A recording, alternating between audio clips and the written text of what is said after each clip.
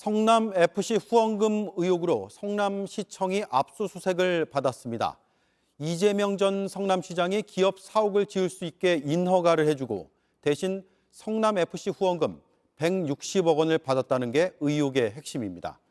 경찰이 무혐의로 결론 내고 검찰이 재수사를 결정했는데 수사를 무마했다는 논란이 있었고 결국 담당 검사는 사직했습니다.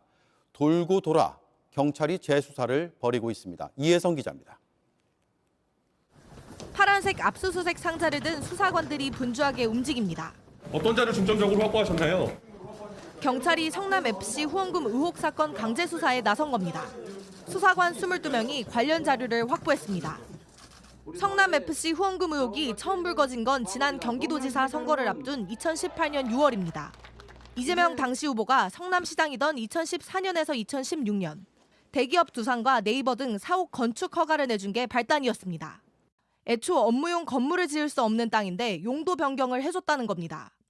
기업들은 이재명 시장이 구단주로 있는 성남FC에 160억 원의 후원금을 냈습니다.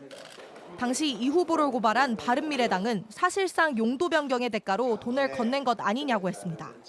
하지만 경찰은 지난해 9월 후원금으로 들어간 돈을 이 후보 측이 유용한 흔적이 없다면서 정상적인 후원 과정으로 결론 내렸습니다. 기업들과 성남FC, 이전 후보 3자 사이에 뇌물죄가 성립한다는 증거가 없다는 겁니다.